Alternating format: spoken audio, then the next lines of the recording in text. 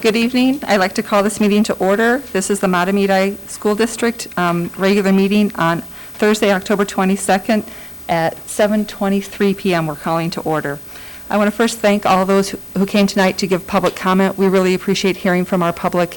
I also want to thank all the members of the public who are here tonight who are following our safety protocols with masks.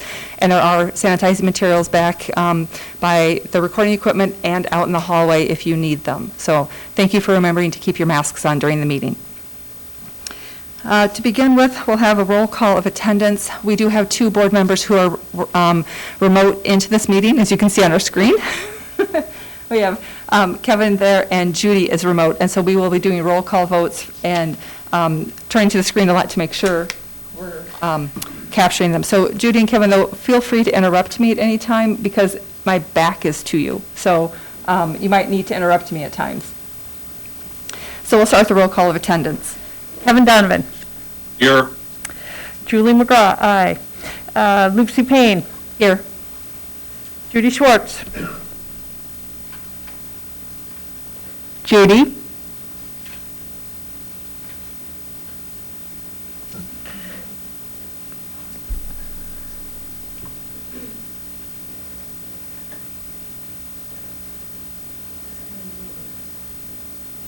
She's muted. I think she's on mute.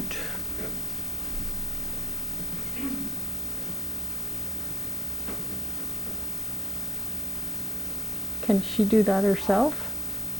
She's on her phone? She is on her phone. I can't switch that. Oh, Kevin's calling. Okay. Stacy. Here. So we do have quorum, and we'll get Judy brought Hey, in. you're on mute, so they can't hear you.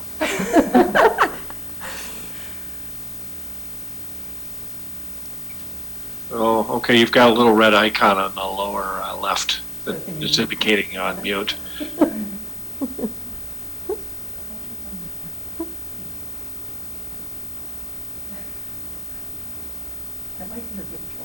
Mm-hmm.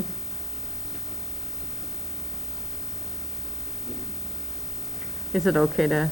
Yeah, we have quorum. So Kevin, I know you can hear us. We're going to move ahead because we do have quorum with the four of us.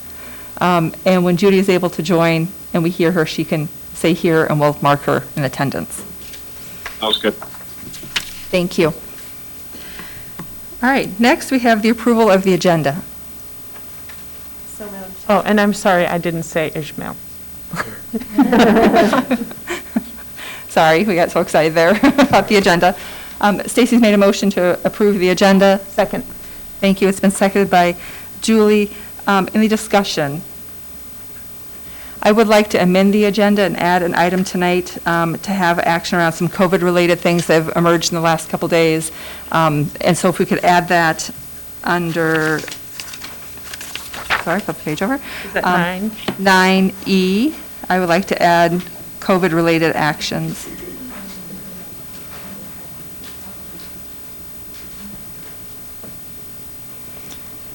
That's my motion to amend the agenda. Second. So we have a motion to amend the agenda. So we're just going to vote on the amendment first. I'm so sorry, Julie. Repeat it, please. COVID-related Actions. action. There are a couple things Barb needs to bring forward to us for action related to COVID. So we need to add it to the agenda. So the first, is there any other discussion on the agenda or on the amendment? Look over my shoulder. So Julie, if you'll do a roll call vote on the amendment to the agenda. Okay. Kevin. Aye. Julie McGraw, aye. Lucy Payne. Aye. Judy Schwartz. Still muted. Stacy Stout. Aye. Okay, motion passes. We have, the amendment has passed. Now we need to do a roll call vote on the amended agenda. Kevin. Aye. Julie, aye. Lucy. Aye. Stacy. Aye. And Judy. still muted. Judy is sending eyes through text message. She can hear us. Okay. And she's pressed the mute and unmute multiple times, and so I think we're going to get eyes through text messages. Okay. Or Kevin could hold up his phone. So, but I'll put a yes for Judy on that amended, that So- agenda, 5-0. Yep, we have 2 eyes from her. Okay, all right. By that, she is here, so also mark her as present, please. So many challenges. Okay, so now we have an agenda. Thank you. Next, we have the approval of the consent agenda. So moved. Thank you. Moved by Kevin, seconded by Stacy. Any discussion on the consent agenda? Any discussion? Roll call vote for the consent agenda. Kevin, Aye. Julie, aye. Lucy, Aye. Stacy. Aye. Judy. Aye. All right, motion passes. Motion passes. Thank you. Next item on our agenda is recognitions. We have 2 recognitions tonight. Barb Dufferin, you have the first one. I do. So I will call our new school resource officer, Kelly Olson, and you can join us up here at the podium. I'm happy to introduce to you our new school resource officer from Washington County, Deputy Kelly Olson. And we are excited to have her here with us. She has already jumped in and has been out to the buildings, all of our buildings. We did change our model slightly this year, and though primarily she is at the high school and she's housed at the high school, she is also out in all of our buildings throughout the district. So she has been with Washington County Sheriff's Office for almost 7 years, almost 6 years. And she's been heavily involved in community engagement and the teaching and training aspects of law enforcement. I know our staff knew of you out in the community from various community events you had done prior to being hired. So we were excited when you became our new school resource officer. So this is your opportunity to introduce yourself to the board. We're excited to have you. Thanks, Kelly. Thanks, Barb. So I am Kelly Olson, and as Barb mentioned, I have been with Washington County for almost 6 years. A little bit of background information on me. I grew up in Oak Grove. I went to St. Francis High School. I went to St. Cloud State University for college. I have a bachelor's degree in criminal justice and a master's degree in public safety, executive leadership. You know, growing up and going through school, I was never really sure if I wanted to be a teacher or if I wanted to be in law enforcement. So here, as the school resource officer, I feel like I kind of get the best of both worlds there. Most of my time with the county so far has been spent on patrol up in the city of Hugo. As Barb mentioned, I've been heavily involved in community engagement. I am a community engagement representative for the sheriff's office. So I do plan a lot of different activities for the city of Hugo when I was in the contract there. But also a lot of the teaching and training aspects. So I'm a field training officer. Anytime a new hire is brought on with Washington County, I help train them in. I'm a firearms instructor. I was a DARE officer up at Onika Elementary, so I've been involved in the schools for the last 4 years. My job as a school resource officer is really just to work as a liaison in the school with a focus on safety and security in the schools, but also just to be there to build relationships with the students, the staff, the parents, and the community. And I'm super excited about that. So it's been an interesting 2 months so far, and we're all just trying to be flexible and do the best we can. A little bit else about me, some of my hobbies outside of work. I like anything outdoors, camping, fishing, sports. I am coaching volleyball over at the high school, and I think it's a super great way to build the relationship. The uniform can be kind of hardening sometimes, so to be able to be in the presence of the students without that is very helpful. Other than that, I'm just super happy to be here. Thanks for having me, and it's been nice to see some familiar faces and meet some new people today. So, thank you. Thank you. Welcome. So Kelly, I have to tell you before you go, though, that Alice has done a nice job already getting you out in the community. You've been on the Twitter feed a couple times, and it's been nice because I've seen you up at OH Anderson watching out for the safety of our students with the walking to school pathways, so I really appreciate that. All right, so we have another recognition tonight, and that is our Mahtomedi Teacher of the Year, and Gary is going to do the presentation.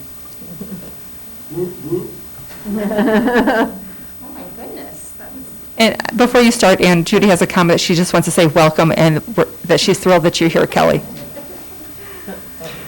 The text messages will be interesting. Yes, through the that's meeting. right. I'm sure you didn't expect to be relaying, that's your other role tonight. All right. Thank you so much for coming. Thank you. I'm Ann Gary, and I am the president of the Mahtomedi Education Association.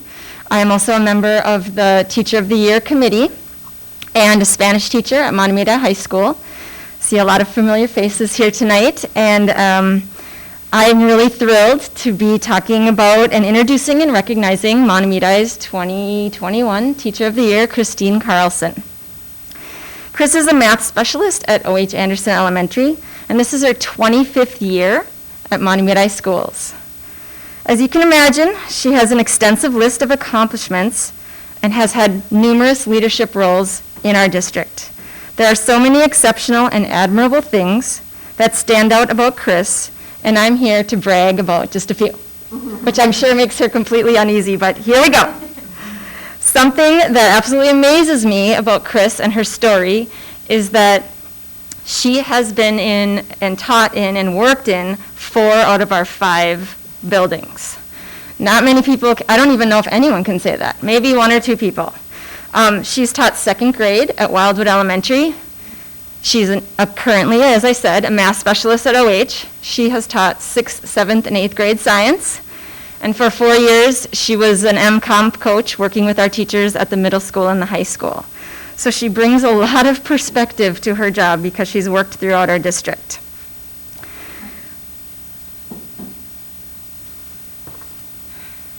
Chris shared that she wants all students to see themselves as confident and competent learners.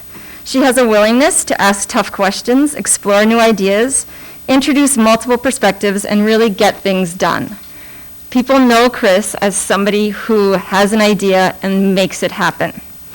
She has done a remarkable job supporting access and equity in our district.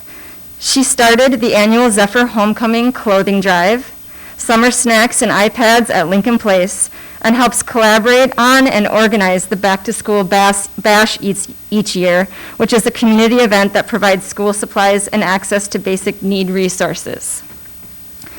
Michelle Clement, who nominated Chris, wrote, "If Chris sees a need, she sets out on a mission to find a solution and then goes one step further and actually implements that solution. She is a voice for all. Someone who cares deeply for others and isn't afraid to do something new for the benefit of progress." And I think that quote really shows us why Chris has been selected as Teacher of the Year this year. It is my privilege to recognize Chris Carlson, the 2021 Mahtomedi Teacher of the Year.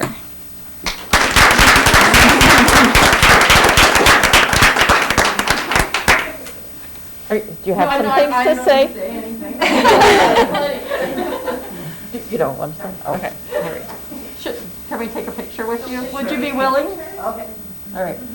So Alice has a plan. What do I do? Oh, So I'm thinking if everyone comes in front of their desk there, Okay. and then Chris will have you in the middle. Oh, sorry. Can you also look here, everyone?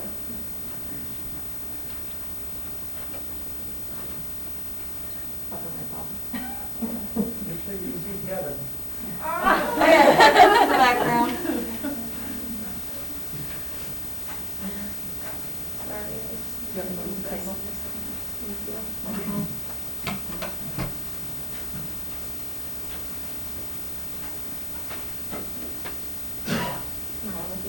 That's right. Do that every day. I'm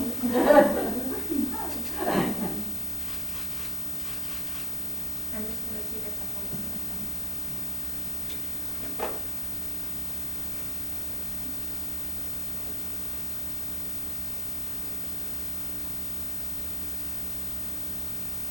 Thank you. Yeah, thank you. Thank you.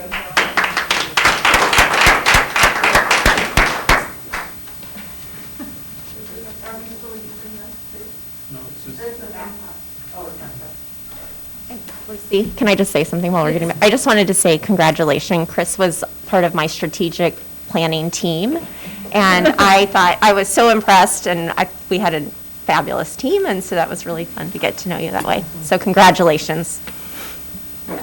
And sorry we didn't have a homecoming parade. I mean, like, there'll be an opportunity. We'll make sure there's an opportunity for you. So congratulations, Chris. Yes, so many things you've done have made a huge difference, especially that back-to-school bash. I didn't know you started that. That's amazing. So thank you. All right, next is our report from our student representative, Ismail. Hi. Okay, so my student report for the months of September through October. As I mentioned in my last report, at Wildwood, there was a virtual run on October 9th through the 11th. At O.H. Anderson, from October 9th through the 11th as well, there was another PTO fun run with parents that started after school Friday and finished Sunday. At the middle school, on October 26th, there was a Zephyr Wellness event on setting limits and avoiding power struggles. And events at the high school.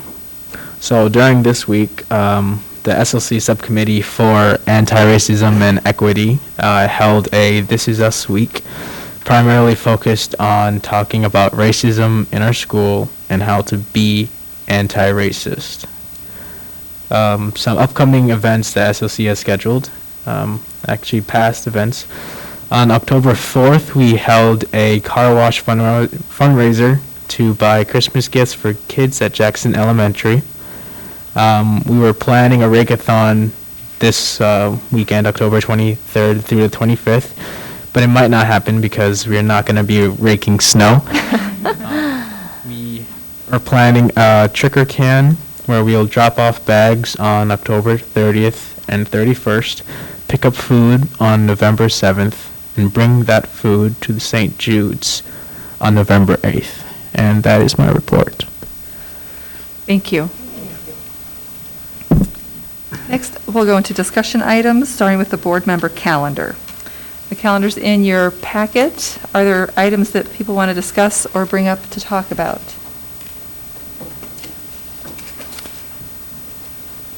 I am looking for someone to attend the AMSD meeting on Friday, November 6th. Mike Chevalier was our rep, and we need to have someone else fill that in for November. I can do that. Thank you. Do you get the emails from AMSD still, or should I forward it to you? You do. Okay. I do. Great. Thank you for filling. Anyone is welcome to attend those meetings, so if other people can attend as well, that's fine. Any other things on the board calendar that, it's a very short board calendar. Okay, I had something here, just a second. I don't know where I put it. When is the coffee? The coffee with MSBA? I have that in my MSBA report. It is November 20th at 8 o'clock. And that's not regional, that's state. That's metro area. Metro? Okay. The MSBA district gathering that we had this week was full of a lot of very useful information. If anyone has time to attend, it really might be worth it. A lot of good information was shared. Yeah. I'd like to also commend Board Chair Lucy Payne and Susie from Centennial, Susie Gressminer, for running a great meeting, having us together. So thank you for that, Lucy. You're welcome. I'm glad we were able to get so many board members to attend to talk about the challenges we're having with COVID and different things in our districts right now. So it was very helpful, I think, to all of us. And I want to thank Julie and Kevin for attending. It was nice to be supported by my board members, fellow board members. Anything else from the calendar? All right. We'll move on to the first quarter financial update and October enrollment. Jeff Priest.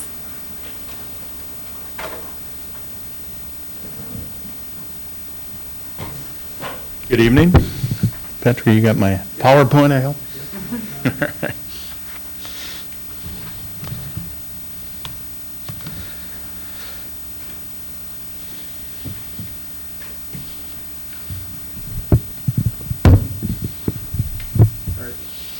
Got it?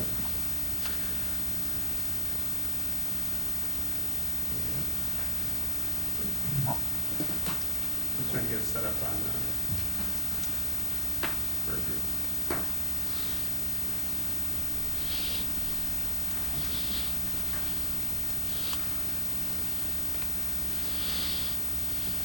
This PowerPoint isn't the packet, so you, Patrick, you can't get it set up for the Zoom full number.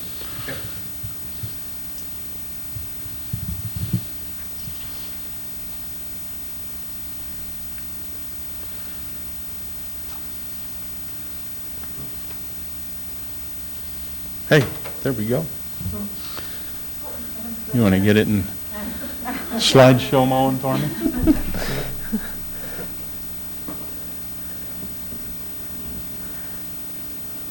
I guess your punishment. All right, thank you. We got it. So this is the board's report on the kind of the operations within the general fund for the current fiscal year. But before I get into that, I just kind of want to review where we are. We've lost sound to the Zoom participants. Kevin can't hear. Sorry. Lucy? Oh, yep. Lucy, the feed for Jeff is on mute. Talking. Okay, now you're good. Thank you. All am I good? Yeah, you're good. Start all over? All right. So anyway, before we talk about current operations for this year, I just kind of want to review kind of the 1920 actual.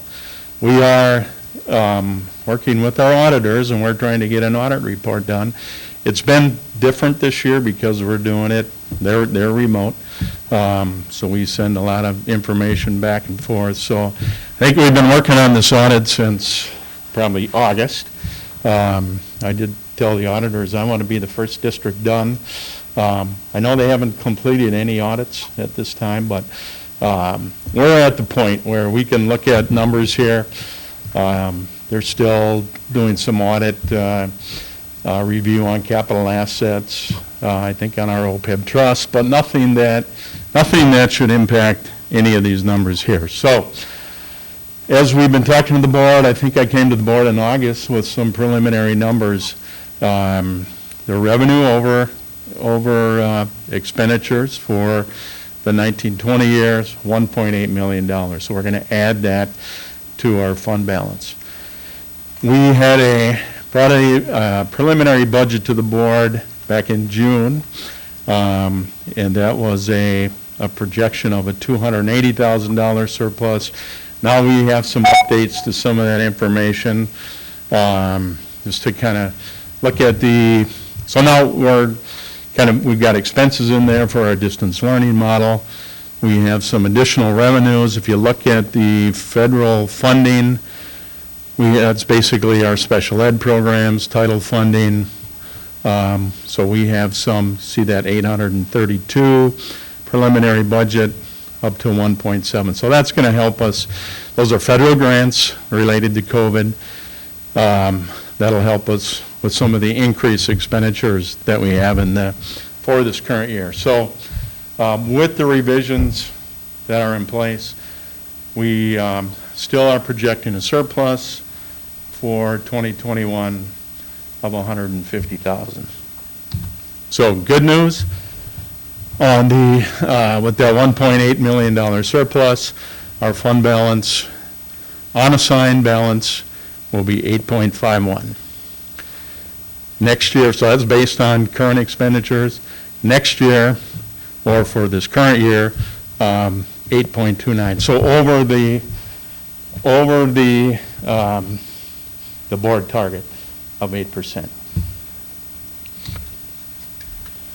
And then this is the report that I will give you on a quarterly basis, looking at the revised revenue, revised expense, and then again, the different fund balance totals at the bottom in a comparison with the first quarter from the previous year. So really nothing that's kind of intended to show the board if there are any expected budget variances. And at this point in time, we're not seeing anything that would indicate any kind of variance. And then as we've been talking to the board about an enrollment decrease, so we have our 1920 total pupil units, 3629.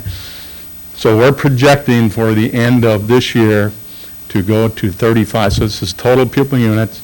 Basically, how we get funded is on that total pupil unit number. So a decrease on total of 45.6 and a 1.3% decrease. So we've been talking to the board about that. That number is, we go back to their budget revisions. We've accounted for that pupil unit change. So that's in there. Before you go off that, I can go back to that. because in your previous years, we have talked about, can you go back to the, Which one? the one with the pupil unit? Yeah. Yep. Okay, so, thanks, sorry, I'll move up closer. So it's important to note that you've used when you talk about pupil units, you're talking about the weighted, these aren't numbers of students, 45 point, Yeah. it's not a 45.6 Yeah. students. Right. Well, I just wanted to point that out, because in the past, we've talked about people, these aren't people, these are Because pupil units. right, and I think the survey that we did with AMSD with comparison districts, so our actual number of student losses, I think it's about 35. So, and I'm always up here talking about weighted pupil units, because that's how we get funded. And it really is, so pre-K through 6th grade, if you're here all year, you're counted as one. The difference is I guess I have the weighting showing there. Grade 7 through 12, so if you're here all year, you're actually going to generate a 1.2 pupil unit. And so we get funded on all of our categorical funding, all our general education funding goes back to that total pupil unit number. So again, and I'll just go back to our total. So the big piece there that gets attached to pupil units is that basic revenue allowance.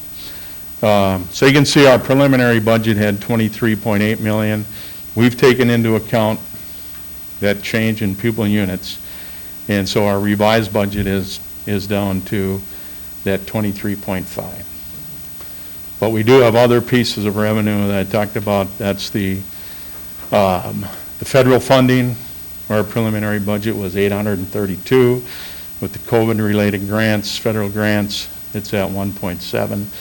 And then on the expense side, we built in the things that we've had to do this year for distance learning, our additional cleaners, additional transportation costs. So all of those things are built in. So a loss of some basic revenue, increase in federal, some of the expenses that we've had to build in.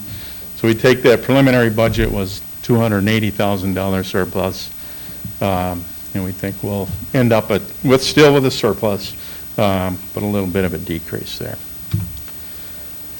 And then again, fund balance, it's just taking on the unassigned is the one that's important. It's taking the total expenses at fund balance divided by total general fund expenses. So expenses are a little bit more in 2021. That's why we have a surplus, but that unassigned percent still drops down to 8.29. But again, the board's target is 8%. And fund balance for school districts that's your indicator of financial health. We're at that 8%. We're pretty healthy. We're just a little bit above that, so that's a good thing. I think that's it. So again, I'll bring this report each quarter. It's kind of, I think at this time, if you look at salaries and wages, percent, we probably have paid our big group, our licensed staff, 3 times in this current year, so this gets more significant as we roll through the year, so. Questions? I have a comment. Go ahead, Kevin. Jeff, thank you for that report. It's helpful to see that snapshot, and thank you for including the unassigned fund balance percentage. That's great. Just as an indicator to the community for where Mahtomedi stands as compared to other metropolitan districts, we're on the very low. This is actual pupils, not weighted. But the range in the metropolitan area is 1% to 4%, so we're on the very low end of students that are choosing that to come here. Correct. So it's not the first time we've seen those numbers, but it's Right. great to have the October enrollment numbers. It's always a number we're Yeah, waiting for. yeah. So We thank you. typically, our October 1 count, and then where we end up year end is pretty close. That's not always the case in a lot of districts, so we can use that as a pretty good indicator of final pupil units. Okay, thank you. Thank you. Next, we have some policies to look at. The first reading and second reading of policies. Barbara, if you want to just take those sequentially, starting with Sure, 413. so, and actually, I'm going to hand it off to Nicole Plessner, who is going to cover the first 413 and 522 for us, so. Thank you. Yes, we have 2 policies and with some quick changes actually, but the first one is 413, which is our harassment and violence policy. And this is the first reading, I believe, so for this policy. But basically, the only change you'll see with this one is an update to the definition of sexual harassment. And that is because we'll talk about 522 next, but we do want to update the definition under Title IX requirements. And so basically, the reason for this, too, is that since the 2 cross-reference, we want to make sure that we have the same language in both policies and that we don't have conflicting definitions when we look at both. So that's the only change you should see with 413. And was this based on MSBA model policy? Okay. Thank you. All 3 of these are. Right. Other questions? More information needed? All right. Okay, I'll just quickly say that 422 Yeah. is the same sort of situation. It's simply the policy list, and we're updating 2 policies, so that's what you're seeing changed in there. So that one's not. Thank you. Wasn't sure what I was going to do with 422 No, yet. you're good. That's- Okay. I saw it on there and I was like, okay, well, we'll get to that after this one. So the second policy we want to talk about, which is also the second reading, I believe that we talked about it at the last board meeting, but this is policy 522. And so we are updating 522 with the Title IX non-discrimination policy. And so this is due to federal law that was changed back in August, I believe, August 14th, which has new standards that define sexual harassment for Title IX purposes for the first time. And so I think the only change you'll see with here is on the bottom of page 1, and we are updating our Title IX coordinator, which is me, which is why I'm here talking about 522. And so that is the only change we have. I did want to point out that the designating the Title IX coordinator is not a new requirement, and we have had a Title IX coordinator in the past, but we did want to update that my information would now be included in all of our documents for Title IX coordinators. So that is going to be my new role going forward. So I'll be working with our administrative team. We have some trainings that we want to do and look at and put together as well. So that'll be part of my role as well. And that's the only change, I believe, for the second reading for 522. Any comments or questions on the second reading of that policy? I am smiling. Okay. Just so you know. Thank you. Thank you, Nicole. Yeah, you're welcome. Thank you. All right, next on our agenda is the school board vacancy process. I think there's a slide deck coming up soon. Good thing these are wireless.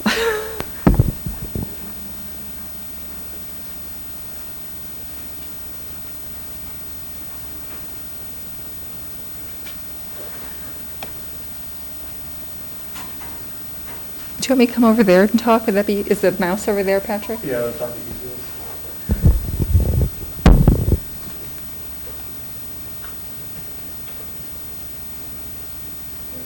Oh, wow, different view. I haven't been over here in a long time.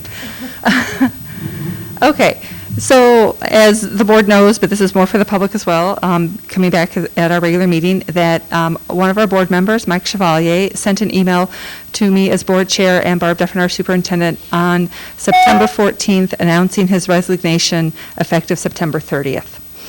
So the school board chair, myself, and Barb Duffin, our superintendent, consulted with Mr. Chevalier to ask how and when he'd like to make this announcement to the public and the board.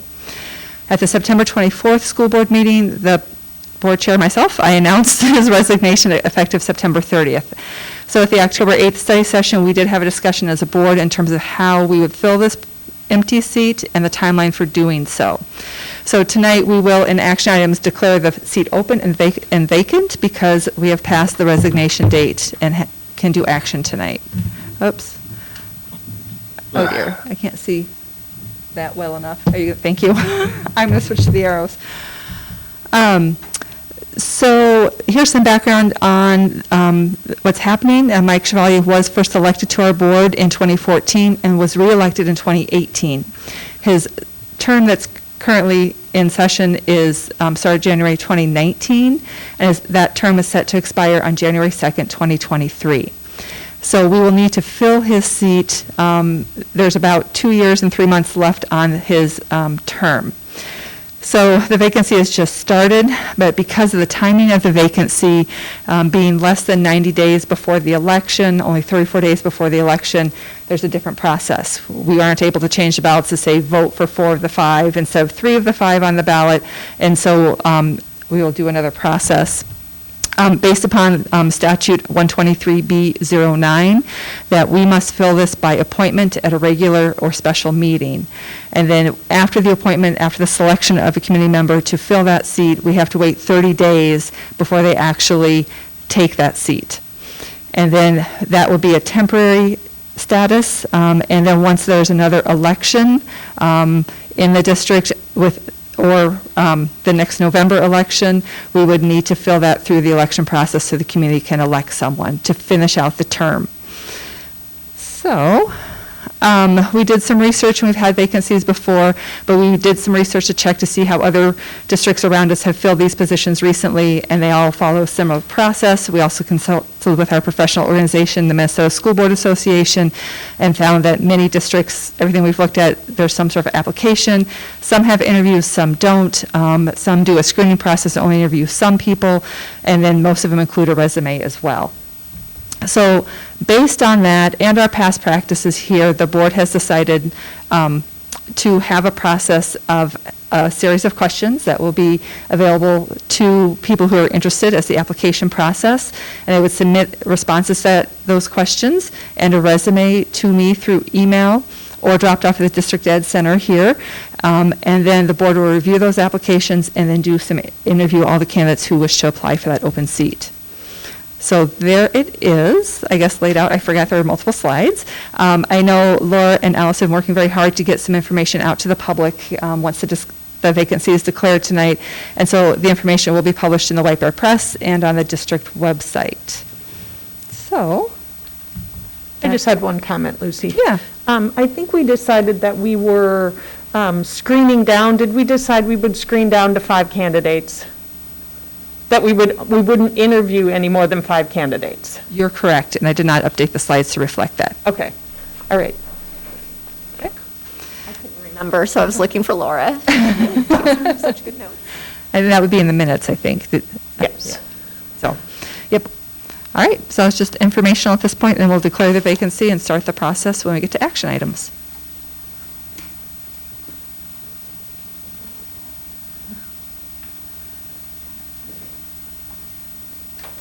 The last discussion item we have before we go to our action items is the learning model change update. I'm going to drive it, do I need a I left the mouse over there. mouse?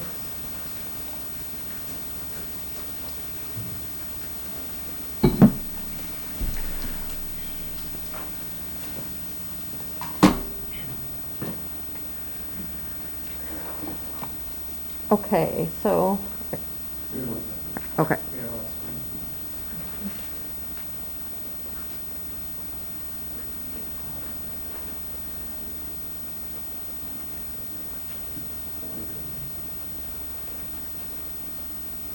And is this going to work? Oh, okay.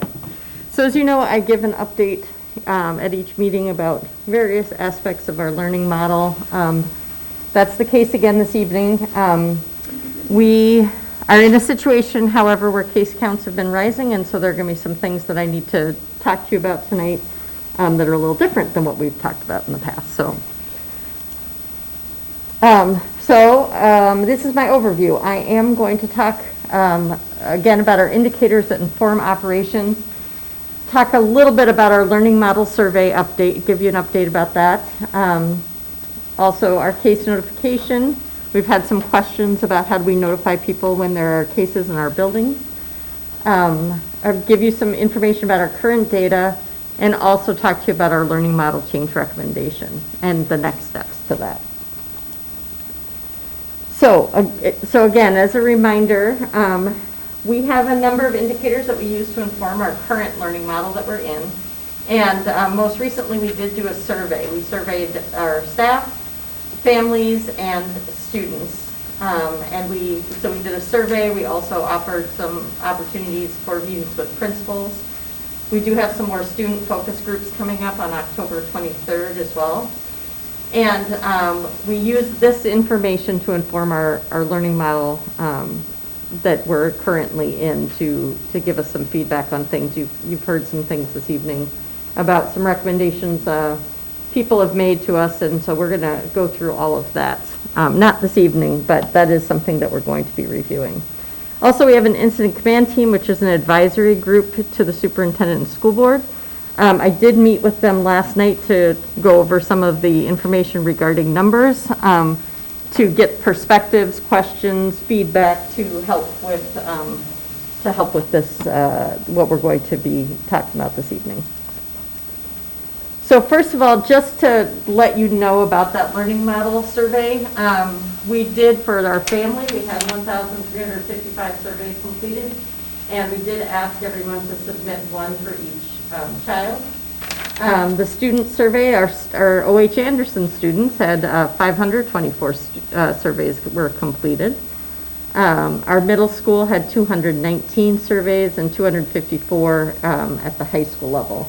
Our staff, a total of 164 staff completed the survey. In the staff one, we did ask our staff that are working directly with students to comment on the learning model, because truly the questions were really about the model more than anything else. And so not all staff was asked to complete that survey. So it was our instructional staff. So we need time to get through all the data. We asked a number of open-ended questions. We also need to have our teachers have some opportunity to go through that data together. And so we're working on we've started putting that together so that our principals can work with staff to be able to review that data. So the goal with that is really to look at our, both like what do we want to keep, what are those areas of strength, what are those things that are going well, what are those things for improvement, and what would the next actions be for that learning model. So regardless of the learning model we're in, we know there are things that we can improve across the board. We know there are things we want to keep across, there are things that are going well. And so as we've talked a lot about how the learning model that we're going to be in is going to change from time to time. And as that happens, we want to just continue to get better at our delivery. So on November 12th is when we'll come back. Our next school board meeting is November 12th, and at that point we will have had time to go through the data. So we'll present it to you then and talk to you about what we learned and what we're doing with that data as a result of the review. Do you have any questions about about what I just shared with you about the survey? And that's when we'll see the breakdown of the survey. Yep, and that's when we'll show you the data, because one of the things we want to be able to do is both look at what are the numbers and what are the reasons, because we asked a number of open-ended questions to get some feedback. So that's going to take, and it was really helpful. We got a lot of good feedback. A lot of people took the time to really give that to us, and so that's super helpful.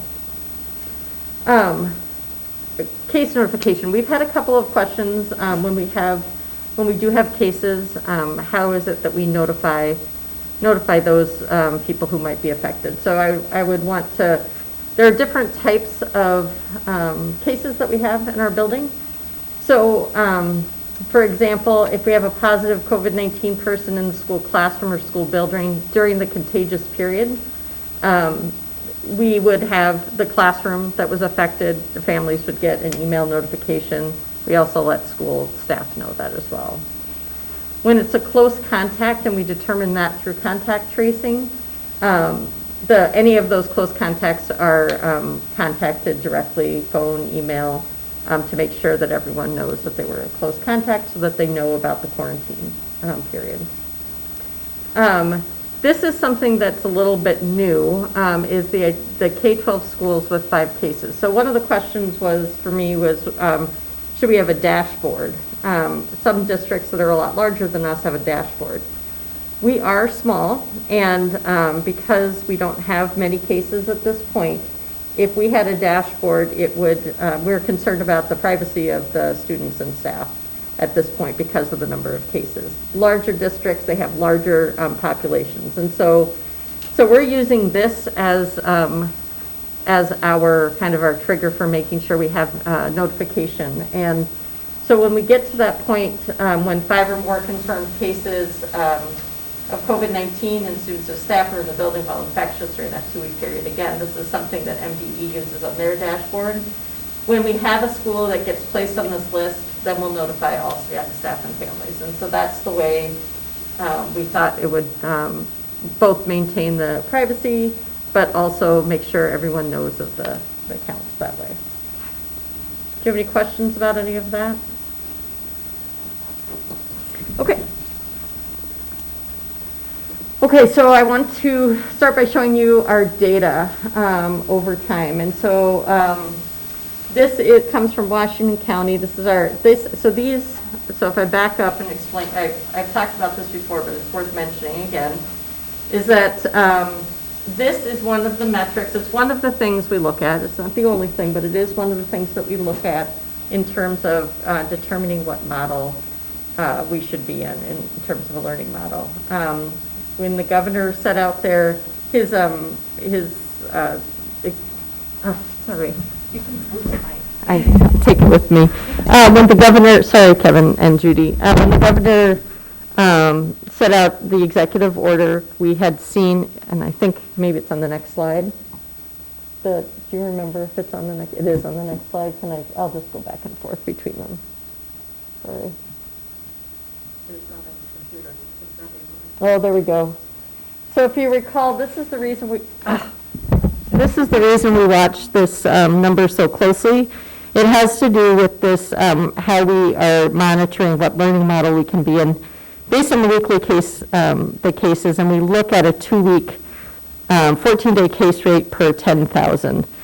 You'll notice the dates that we're looking at right now are from 9/27 to 10/10, and that is because they give us the data once it's been vetted. So it's not our current data, it's data that has been cleaned up and they feel confident that this is the number they should be reporting. And so in addition to responding to what we see here, we also are monitoring what's coming and what's the trend, because we do get notifications of the kind of the data from the day, knowing that it's not cleaned up, but at least we can kind of see trends and do some anticipation of what's to come. I will say that number 32.65 is higher than I anticipated, and in part, sorry, and you can see, and I should go back and just give you another moment to look at this. When we first started talking about changing our learning model, it was actually initially to talk about our elementary learning model, potentially changing it to in-person when I first kind of had this conversation with you. And that's because I had seen that we were trending down, and so we started making plans to potentially continue the trend down, and then it turned and went back up. So now we're in this situation where we're trending up, and so for that same reason, I'm looking at what we should be doing to plan for that. Now, I will say that 32.65, you may have seen that there was a local outbreak at the Stillwater prison. And so for that reason, I'm going to say that that number, even though it's high, I would use it with a little bit of caution, and I would consider that you should think of it as not quite as high, because that's not necessarily a complete indicator of community spread, because if we back out those numbers. However, it is still higher. We are still trending up regardless, and I'd want you to know that as well. Oops, I just exited Patrick, I'm sorry. Thanks. Here I go. Okay.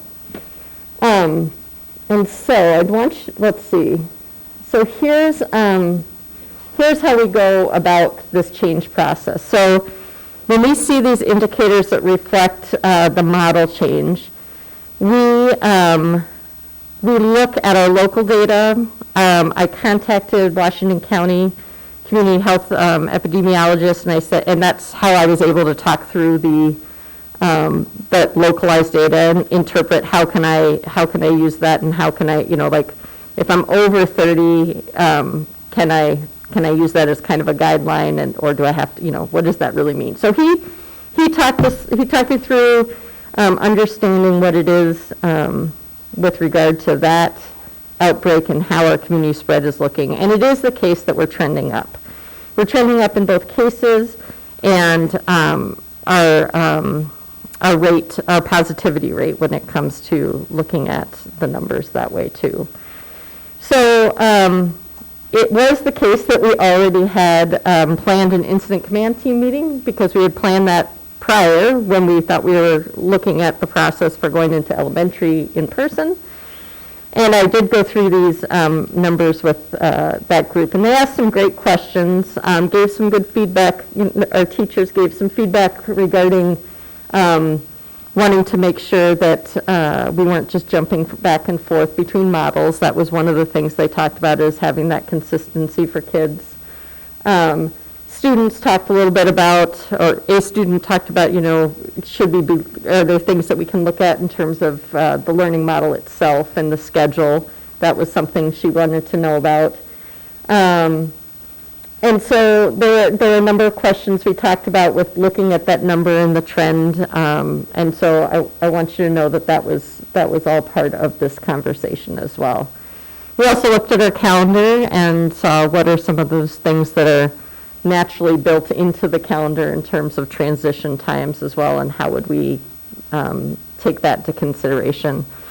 Also, I'm considering locally what's happening in our schools is that we have had an increase in the number of cases that we're seeing, but we're not seeing that they are cases of transmission within the building. It's been something that's happened outside of school, and then students have, or staff have come into the building. So those are all things that we've taken into consideration in this. Does anyone have any questions so far?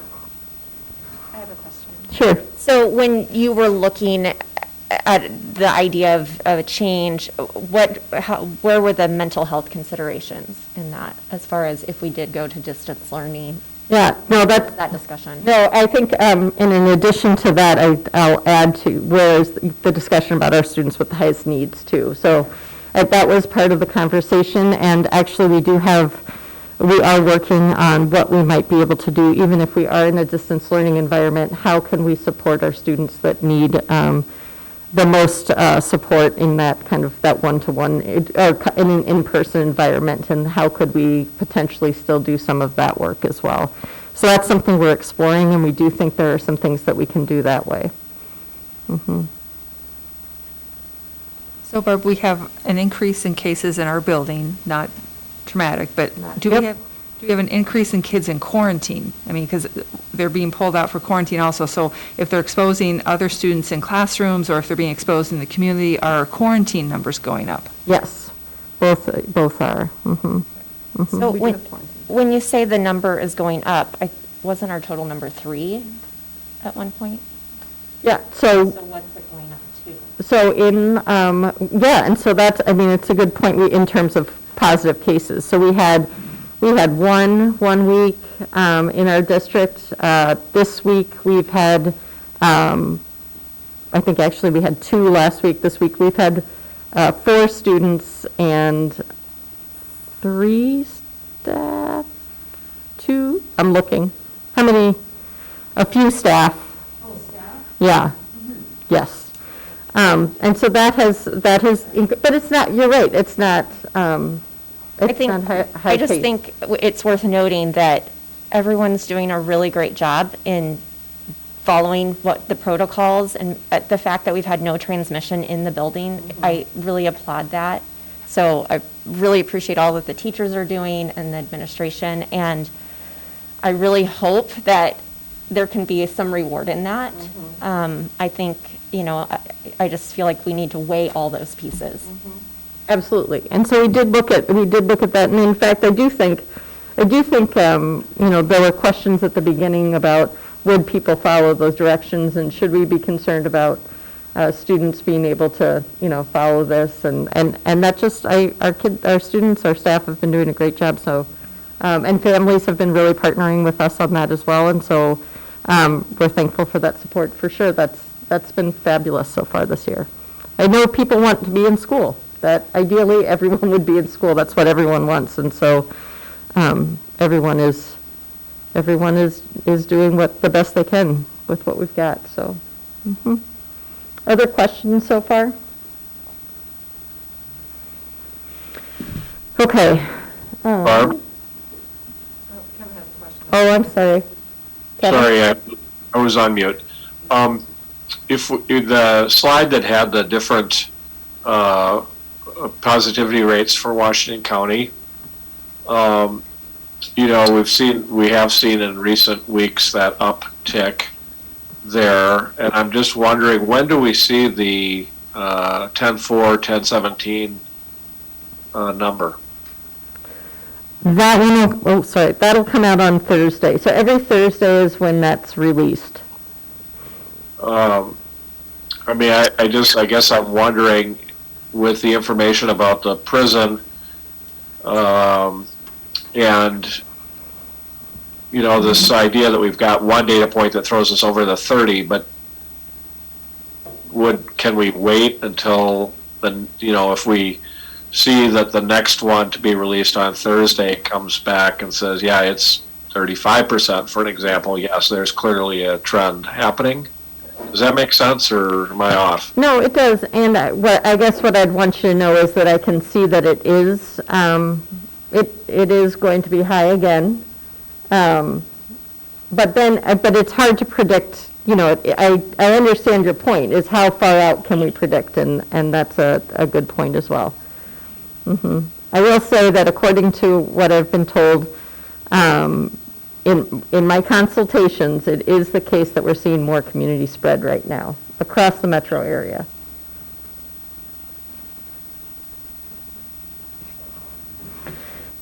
Ms. Dufferin, I have a... Oh, sure.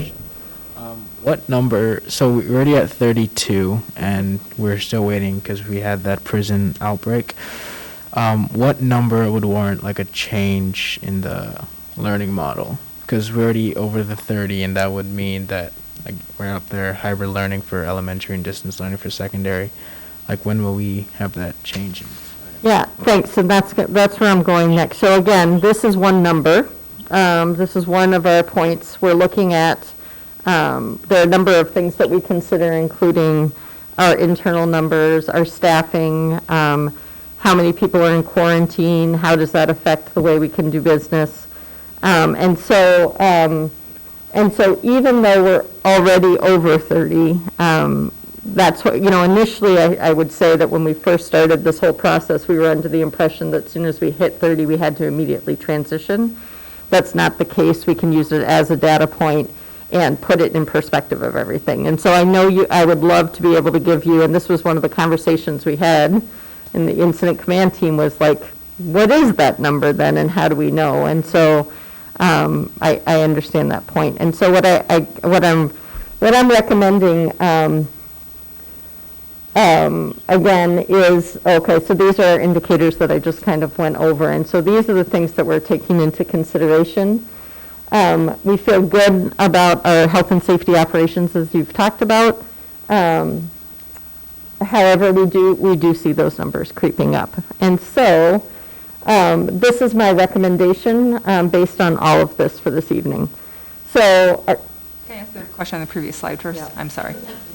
So we currently have 3 staff out, and we have a severe sub-shortage in our state and teacher shortage in our state.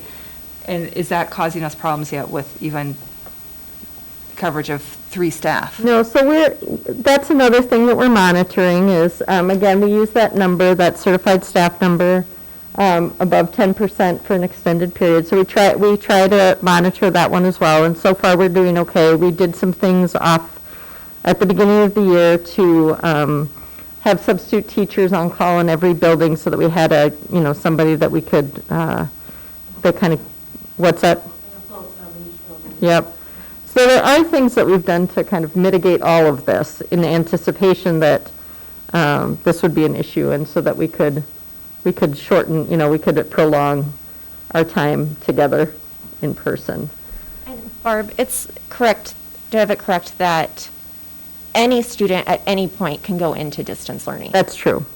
So if somebody saw these numbers and thought, I would rather lean this direction, they can make that choice themselves. Absolutely, yep. So, and I would anticipate we'll have some families, I've heard from some already, who are concerned. They see the numbers going up already, and they are concerned that, I had to explain the lag time and why we weren't looking at that yet, so. I have a statement from Judy, too. Okay.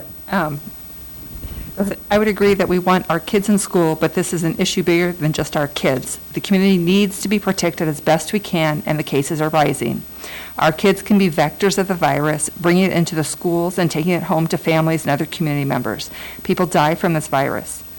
I support making changes to our learning models based on the data that we have, not based on emotion. Thank you, Judy. Okay. Okay, and so to go back to this, here's what I'm recommending. November 9th is the beginning of second quarter, and so it's a natural time to make a transition.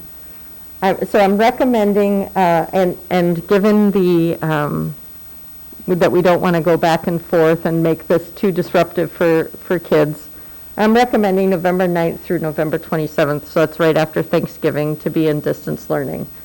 If the county rate then improves, then we'd be back in hybrid on November 30th. And then elementary schools will remain in hybrid model and retain the current schedule.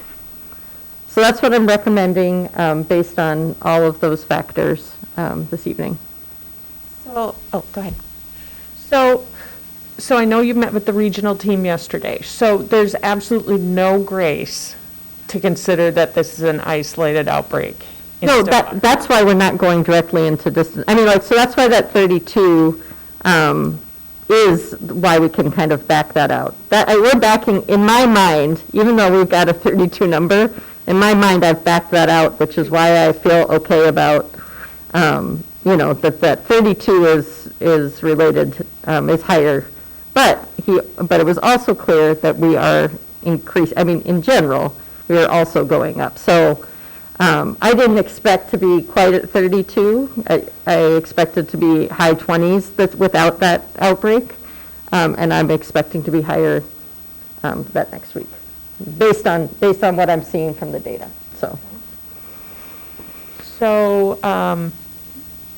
So as we've learned from our co-board members throughout the district, all of this, there are many shades of gray in the interpretation, and it seems that every county is doing it differently.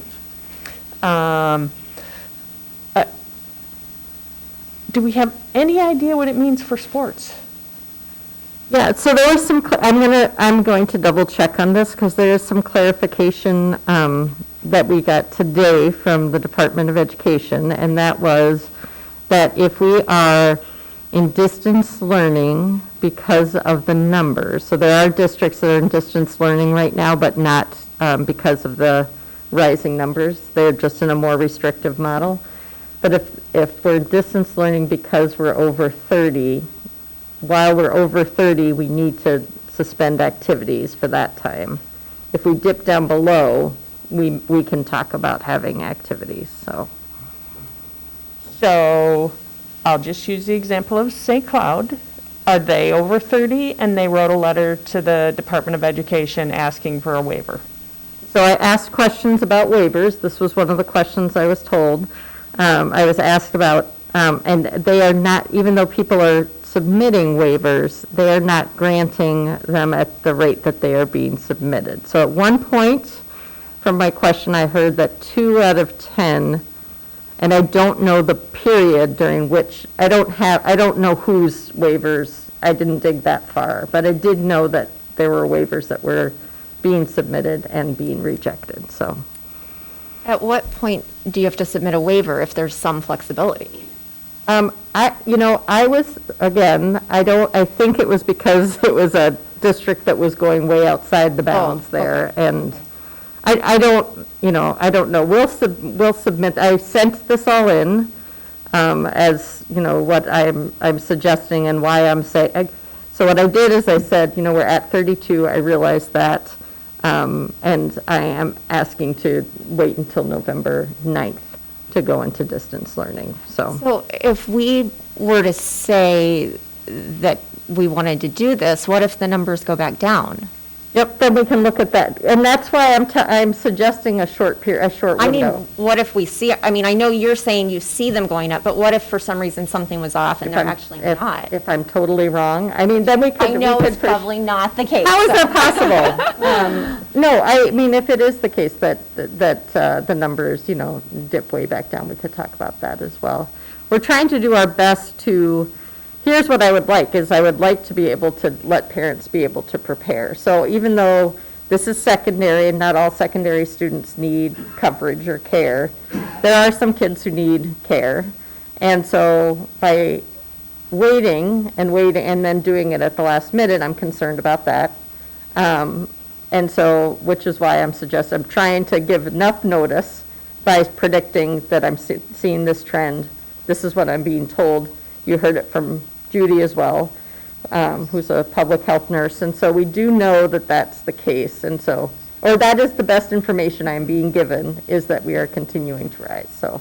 Was this a question that the teachers weighed in on? Or I guess there was a teacher on the ICT? Yep, there are 2 teachers to give perspective. And so that was one of the things that was brought up, is if you don't use these numbers, when is the tipping point for you? Who's to say, and does that make it more unsafe? In general, staff are feeling, relatively safe. We're seeing that maybe less so than students and families, but generally they're feeling safe, and so that's why they can also acknowledge that having consistency is important for kids, and we don't want to just kind of move back and forth and being confusing. So it's both. I guess that's what I want to communicate, that this is not clear cut by any means, and there are a number of factors that we are taking into consideration with this recommendation. And so I'm putting this out here today so that we can communicate that in 2 weeks we would like families to be prepared for distance learning. And again, we're talking about a 2-week period that we are talking about distance learning, bringing us up to another natural break where we could. I think it's 3 weeks. It's 2 weeks and 2 days, I believe. Oh, okay, right? I see. Yeah, if you're. So I just, naturally, 2.5, if we want to, yeah. So, yep. I just have a question. Are these dates set in stone, or are they just like more of a precautionary measure? Like if the cases, like those case numbers, like the 32, keep on going up, or are these like set in stone? If they kept on going up, then we would be talking about, staying in distance learning. I'm putting that out there as the combination of having some consistency, some predictability, and hopefully that we'll be back into hybrid. And if they kept going up, we would be talking, just like we thought we were going into in-person potentially with elementary, and now we're having a different conversation. Well, I'm sorry for Judy, but I'm going to be emotional because there has to be football parents and volleyball parents, which is me, I'll admit it, I have a volleyball player, but the season was put off. Now we go till after Thanksgiving, and those kids will get, what, is it December 2nd it's done, Erin? Yeah, so they get 2 days. The world keeps moving without them, so that's it. The end of their season is November 9th.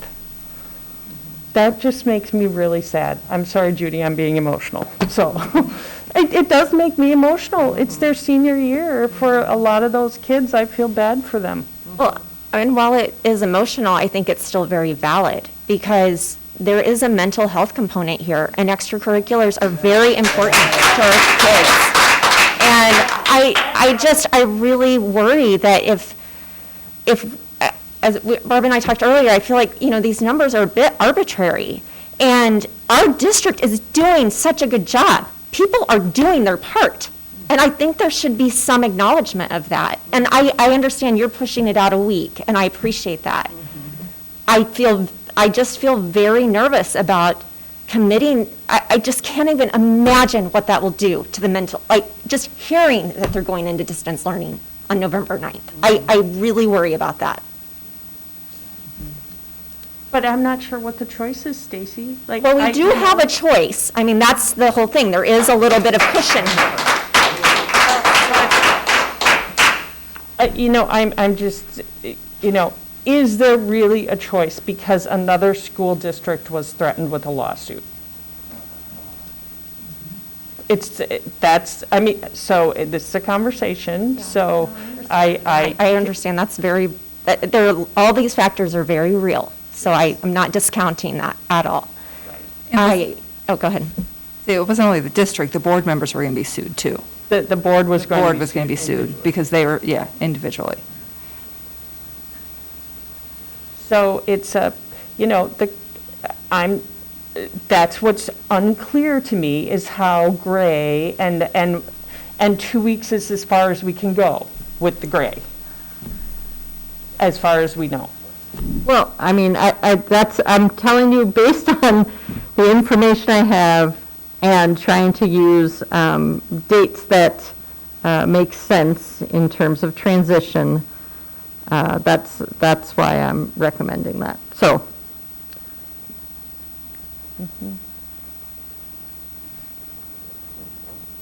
So we still have Kevin with us. Kevin, do you have any comments? And Judy? Because right now it's a discussion item. We'll move to action items in just a moment, so I want to make sure if you have more to contribute, you have the opportunity. Well, like everyone here, this is a pretty emotional, very difficult decision that the administrative team and superintendent has brought forward with the incident command team. Again, nobody at all wants to go in this direction at all.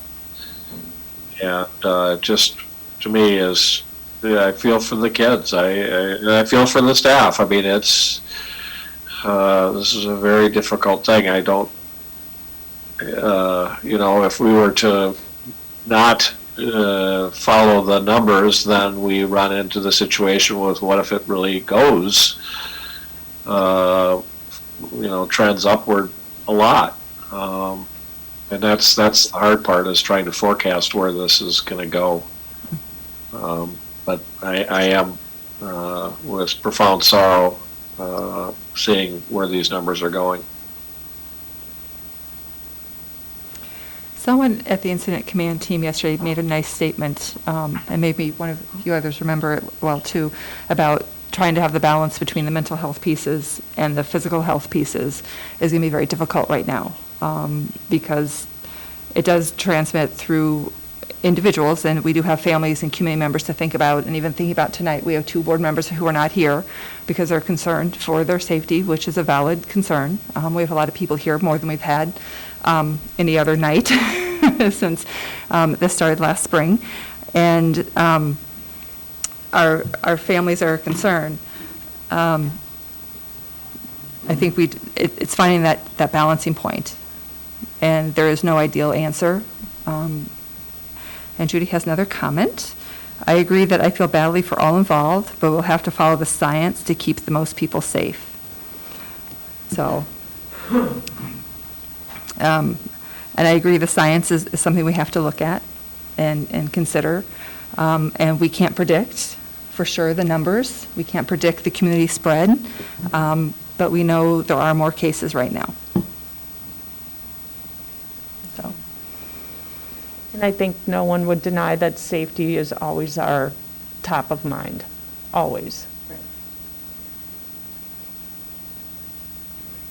I feel really, I'm taken aback by this. I guess I didn't realize we were going to be voting on this tonight, on this November 9th date, and so I'm still processing it all. I feel, obviously I feel like it is a very weighty decision, and I agree, health and safety does come first. But there's a number of pieces to that. And that's why I keep going back to the mental health piece. I've shared with Barb, I know some, just, friends of friends, and it's hard. You see these kids, they are struggling, and it's real. And so because our numbers are so low, and I feel like, I just know that these kids are happy when they get to go to school. And they love that time with their classmates and their teacher. And so I just don't think we can discount it that easily. And I guess I maybe it's naive of me, but I keep wondering, why do we have to vote on this tonight? Could we have an emergency meeting in a week?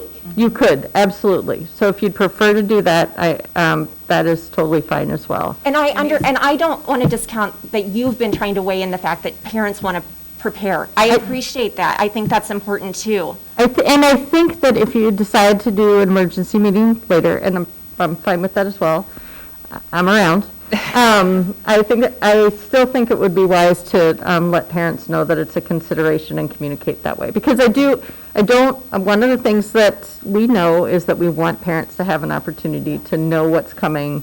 This is one of the reasons we're trying to predict all this, is that so we can communicate. Yeah. So I'm comfortable with that. I would like to be able to send something to parents to let them know as well. And can I just add, I'm sorry, I feel like I'm talking a lot, but I think that's important too, because the last communication that they were hearing was, we think we might get to go back for full-time for our elementary. And then this is really just in these 2 days are the first we're hearing, uh-oh. And it would be kind of nice to have a little bit of time for that to sink in and then say, okay, we are going to make a decision, and we can feel a little bit better that it wasn't based on just hearing about it, for me, just today, so. Well, and the numbers just came out today, so. They came out at 2 o'clock. They came out, at 2 o'clock, so. That's the reason. We all found out today. The ICT made their recommendation yesterday. No, we did not. We did not make. Okay. I'm going to say, I feel like I need to clear up that ICT over, I want to make sure. They asked me questions, they gave me feedback, they gave me perspectives, because each of those people that are on that ICT comes from a different perspective. So I have paraprofessionals, teachers, parents, and they each brought something different to the conversation, and so that we are making sure that we're hearing, we just wanted to make sure. That was part of so no, we definitely didn't. That's not the role of that The people group. that make the recommendation to Barb are the regional team, that's the health people that kind of demand. Like, instant command is gathering information, that's all it is. We did not So that make a was a lot of recommendation. processing with the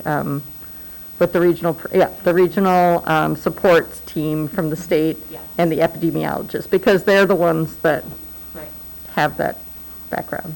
But thank you for clarifying that, though, because I would want to make that clear. Because I definitely made that clear to the ICT last night, that they were not making the decision, so they didn't have to feel nervous about it. Well, and remember, at our meeting when we selected the learning model to start the year, because these numbers change so quickly, that Barb does have the authority from the board to make learning model changes, because numbers change very quickly. And so something could change before we have a special meeting that would require us to go to fully distance learning before November 9th even, because we don't know what will happen with cases in our buildings. Right. And if our buildings are being shut down by the Department of Health, then, those kinds of things. So I think we all have to be aware, and our community and our families need to be aware that it's much more complicated than it appears.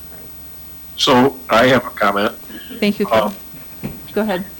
It seems to me, since the decision, or not the decision, but the actual start date of a change would be November 9th, with an adequate communication to parents and staff that we are looking closely at where this is going, that we may have to make this change, but that we will have, again, if you can do this, Barb and team, it seems to me it would make a lot of sense to wait until we get that next number in to help, and maybe some additional information will come in to make a yet better informed decision on where we have to go. So I would be in favor of waiting and having an emergency meeting to make that decision.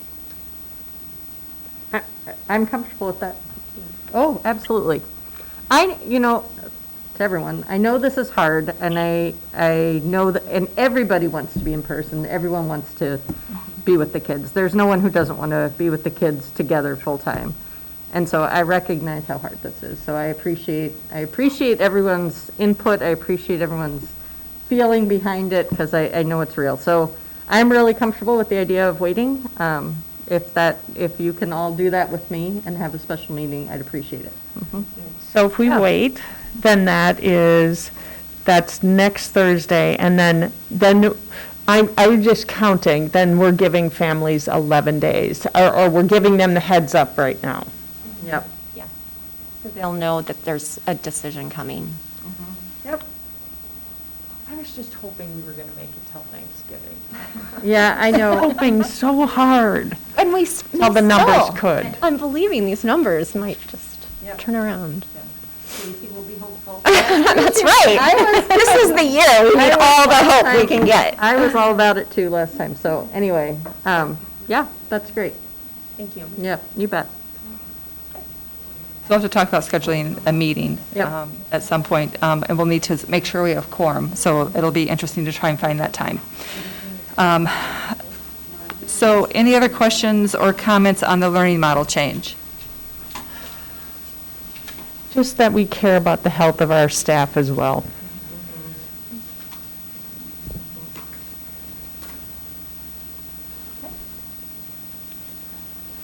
Now let's move to action items. The first action item we have is the approval of donations and grants totaling almost $2,000. I'm looking for a motion to approve those donations and grants.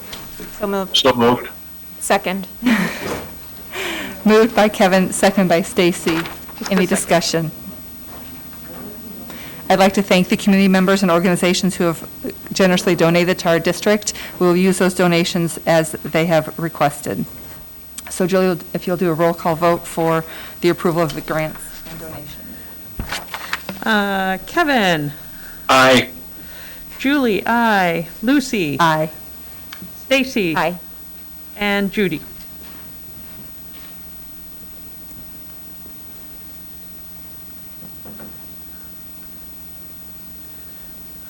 Aye. It came in. All All right. right. So motion carries. Next action item we have is the approval of the World's Best Workforce Plan. And Lynn is here tonight. Thank you, Madam Chair, members of the board, and Superintendent Dufferin. Earlier, closer? Okay. Yes, thank you. Earlier this evening, I was able to present the details of the World's Best Workforce Plan as the community presentation at 6 o'clock tonight. So I'm not going to go into the details of it, but just remind everyone about the goals, and the purpose of the plan is, to be looking at a multi-year strategic roadmap and supporting the goals under all children are ready for school, all third graders can read at grade level, all racial and economic achievement gaps between students are closed, all students are ready for career and college, and that all students graduate from high school. And then within the plan, there's the strategies, and it's on our website right now for anybody that would like to see the details. So, Thank you. So looking for a motion to approve the World's Best Workforce Plan. So moved. Second. Second. Moved by Julie, seconded by Stacy. Thank you, Kevin. I can't have a third, sorry. Any other discussion? Thank you, Lynn, and all the staff who worked so hard on that. I really appreciate the way you were able to work within a COVID situation around no test numbers and many other challenges with this year's plan. Thank you. Julie, if we do a roll call vote, please. Kevin? Aye. Julie, aye. Lucy? Aye. Stacy? Aye. And Judy? Aye. Motion carries. So the next item on the agenda is to approve and accept the resignation of school board member Mike Chevalier.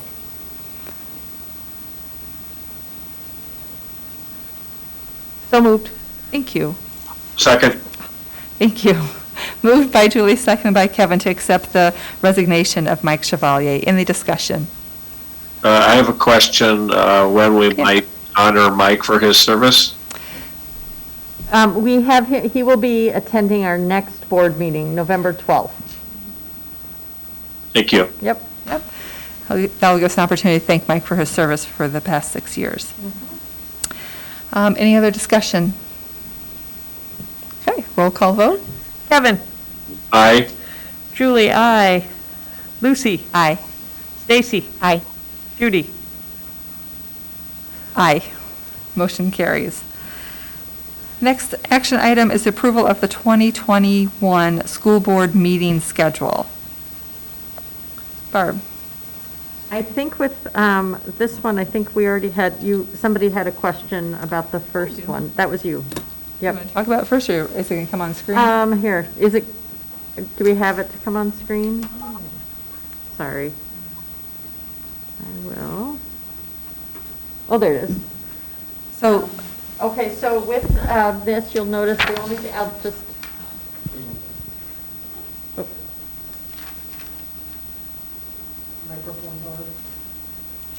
I'll be back. Okay, so I'll just, as a reminder, we have our work sessions the second Thursday of the month, and the regular meeting, or study session, sorry, the second Thursday, and the regular meeting the fourth Thursday. We do have a retreat in there for, in January 28th, and then another one in the Thursday for school board learning and conversation. So, but I do know that there's a question about that first meeting in January. right, and Laura and I were having a conversation about this. We both come with different information, so it's going to be kind of messy. In statute 123B.13, it says that we have to, hold on, on the first Monday of January of each year, or as soon thereafter as practical, the board must meet and organize by selecting a chair, clerk, and treasurer, and it goes on. And so in past years, we have moved our first meeting in January up a week to be the first Thursday, in order to accommodate that statute, and because this Thursday is the leadership conference for MSBA, which I doubt will be held face-to-face. So we were not moving it at the point we were drafting this calendar. And then Laura, when I mentioned this to Laura, that we might think about moving it sooner, she had a concern about the election results and canvassing. Do you want a mic, or? Well, the board has to approve the canvassing of the votes, so you're not going to be able to do that probably on the 7th of January, because it's too soon after the election for the votes to be canvassed and get those results back from the county. And then it does require board approval, so that if you choose to move your meeting to the 7th, you're going to have a special meeting after that to approve the canvass of the vote. Okay. So I guess what I hear in statute is practical. Mm-hmm. Maybe in this case, you could consider that the next practical meeting because of the election would be on the 14th. I'm not sure. I know some school districts are waiting, Mm-hmm. they're not having it right at first meeting. Right. So it's up to us if we want to keep where it is or move it. If we move it, we'd have to have a second meeting or have changed the title of the 28th meeting so we could have action on is there a deadline to do the election results? No, Okay, I don't believe so. I Okay. can double check on that, but I asked that question ahead of time because I thought maybe we have to move our meeting up, mm-hmm, and they said no. So Okay. I can tell you 20 okay. but I can reach out. If we're not going down to downtown Minneapolis Right. for the meetings. Right. What does it matter if we have a meeting on January 14th? Right, and that's why we left it there, but then the language in this is practical, and we've always met that week before, and so I wasn't sure if that was, if we want to consider that and go later than we are, or we have in the past, with that practical piece. We could adopt the calendar tonight and continue to investigate and see what MSBA has for a recommendation too, because we are waiting a little bit longer, because we don't meet on Mondays, but, so. I like that idea, because we could always amend it later. Mhm, we could. We change the calendar every single meeting, so it feels like it. That's a different calendar. That's a different calendar. Yeah. Okay, yeah. Oh, not the board calendar. Well, Right. I don't know. So we could leave it this way, It and I does can. seem like we improved the calendar a lot. Yeah, well, yeah. So if someone would like to make a motion and we can keep it as is, that's fine. And I can contact MSBA to see what their recommendation is, if they feel like we need to move it up to be in compliance with that statute. And then we can just amend it at our next meeting. So moved. Thank you. Second. So moved by Stacy, second by Julie. Any other discussion? All right, roll call vote. Kevin. Aye. Julie, aye. Lucy. Aye. Stacy. Aye. And Judy.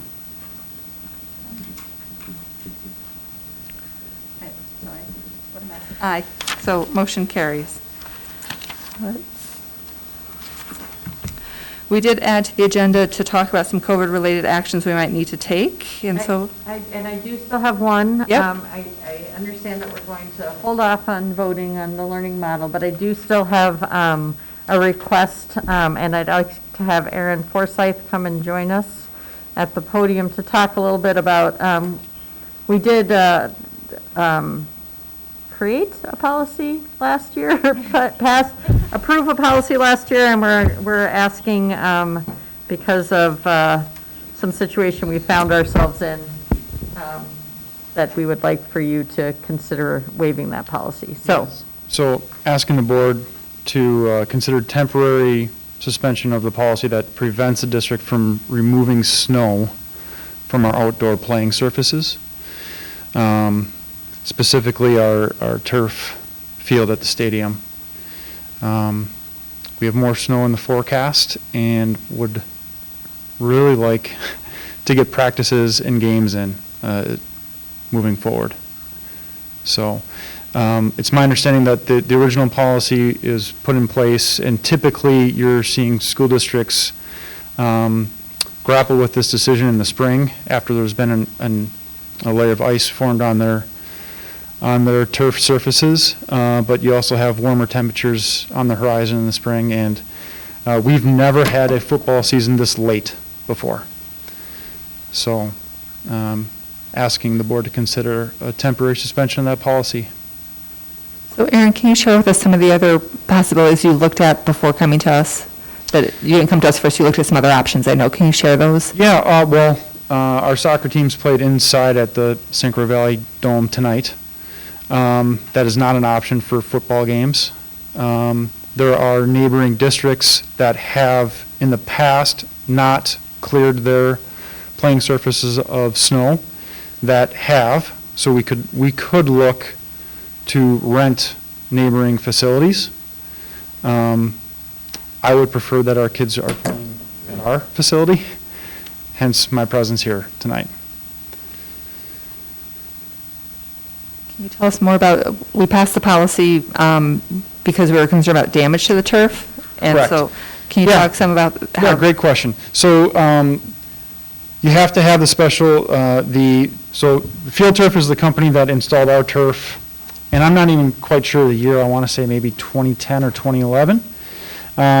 But Field turf has what they call a snow pusher. They do not like to call it a plow. And it's designed specifically to remove snow from their turf surfaces. We would need to use that product. There is a neighboring district that we could lend that product from, and there is also a company in the metro area that will come out with 2 of those snow pushers and remove snow from the playing surface. And I've worked with Julie Osterbauer, and I have had conversations about if we could get permission from the school board and just how we could attack this. Need a motion? I asked questions before I had the motion, sorry. Just so excited. So moved by Julie. Second. Second by Stacy. Any other discussion or questions? In the right order now. Thank you. I'd just like to say thank you for trying to find a way. I think this is what we need to be doing, is finding solutions and helping our kids get as much normalcy as possible. So thank you.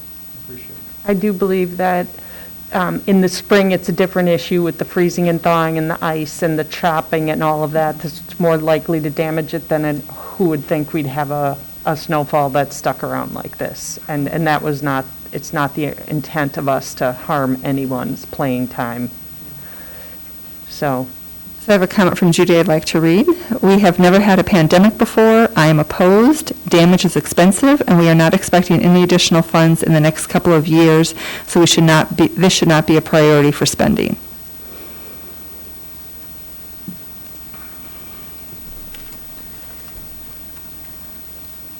if you can wait a minute, I have something to add from our facilities meeting. So we do have a COVID-related fund that we've put money aside in for expenses. Barb, would this come from that fund in terms of renting their proper equipment? Potentially it would. Off the cuff, I don't know. I'm seeing a little nod from Jeff. So yes, it would. Yep. Do we know what kind of expense this would be if we did it once, or? It depends on which route we went. The first thing we're going to do is reach out to one of our neighboring school districts that owns the approved snow pusher from Field Turf, and that would be the most economically viable option. I do not know what they would charge for that, but we would be probably looking at labor and a nominal fee from that district. The company in the metro charges $3,000 per field. I would like to avoid that option. So it would be less than 3,000. Yes. But that's per removal. So every time it snows, we'd call someone back in again. Correct. And if we could rent the machine, or if they would loan it to us, then we use our own Correct. manpower. So, Jeff, maybe you remember, is it 23 we're replacing the turf? That's what I'm looking for in my notes from our last facilities meeting. I believe it's 2 years we're replacing in the summer of 23, right? I think it's in the, 22, 23. And so the damage incurs when they're trying to chop through that ice to get it off in the spring. And so right now, it's just laying there. And if we're using the proper tools, we're not sending teenage boys and their families out there to shovel, it won't be done in as aggressive as a way that might harm it, right? Am I right? Yeah, so the danger lies in the infill being removed. Okay. Yep, and so shoveling is, you're taking a risk with the shovels. So, all of the neighboring schools that have removed their snow in the last 48 hours have done so successfully. So there hasn't, just talking to other ADs, there hasn't been any issues with the snow removal in the last 48 hours. There's a shot, fingers crossed, that we will not need this. But just looking at the 10-day forecast, it doesn't look promising either. So right now, we would love to have that option to seek snow removal if we get more snow and we're up against the clock on our kids competing on our facilities. We do have a motion on the floor, and I'm looking at Judy's comment and thinking about what she said, and wondering, Judy, I know this is hard because it's going to be text back and forth, but I'm wondering if, in thinking about the budget and the cost of this, if there was a dollar limit we'd want to put on this. In terms, I mean, because if it's that much money, I mean, at some point we have to decide where's the line. We only have so much in this COVID fund, the other expenses related to COVID. May I just jump in, though? Yeah. How long are we talking about? How many more weeks of potential snow removal are we discussing here? State High School League is, the football season has to end on November 28th. So we're, Yeah, it's a long time. We could have a number of snow incidences between now and then, that's for sure. Mm-hmm. sorry, did you hear that? Yes. I mean, and we could amend the motion on the floor too to include, you know, a dollar amount, but we have more board meetings too, to come back to. And I've not looked at the extent forecast. I love the snow, so I'm very happy it's there, but. Okay, so it's unfortunate that you said the 3,000, because now we can't get that out of our heads. So, do you have, okay, the thought of $3,000 per clearing is really not appealing. Is there, do we know how many, well. How many events? For home games, we still need practice fields for football, so they still need the field to practice on, correct? Okay. Yes.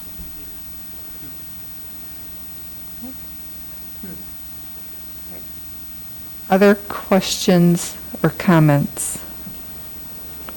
Barb, may I ask you a question?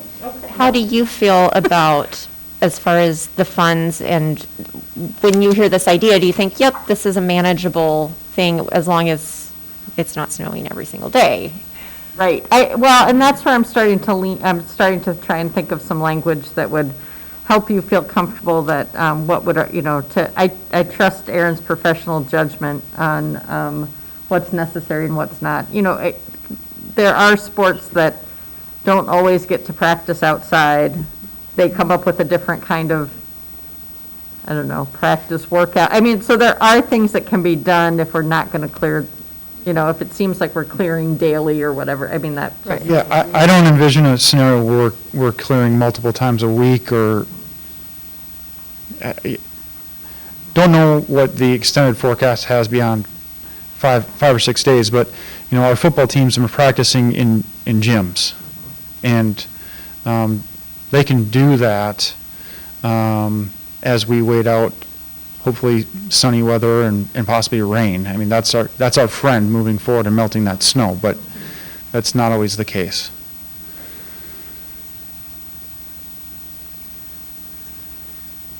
We can make it to November 2nd.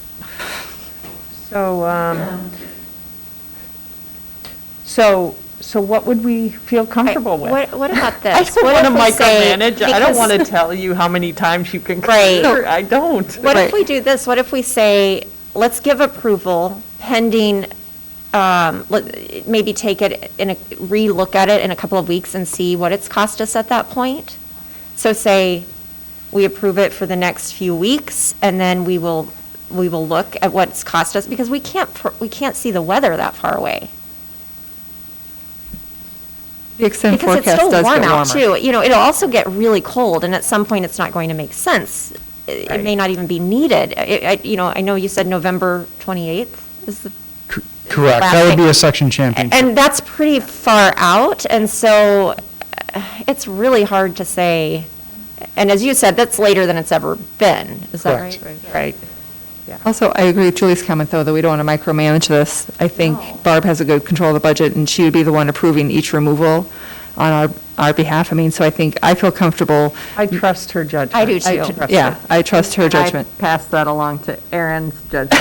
Fabulous. No, Right, yes, Right. you've shown that. But there's a yes, checks and balances there. Yeah. Absolutely. So I'm comfortable with it, knowing that our COVID fund is limited, and we're all aware of the larger situation and that, yeah, we're not going to be clearing daily. I think Jeff is the real check, isn't he? That's the real check. And the He won't write you a check. No. Well, we can work it out with Jeff. How about that? Okay, I think that's Yep. fair. Jeff will give you guidance. That's good. I think we're asking a lot of our superintendent, trying to figure out the trajectory of the COVID incident rate in Washington County, along with Yeah. the weather. But her odds are going up. She's going to get one of them right. There it is. It is. The two math people talking about the predictability odds. So we do have a motion on the floor and a second. Any other discussion? Okay, roll call vote. Kevin? Aye. Julie, aye. Lucy? Aye. Stacy? Aye. Judy?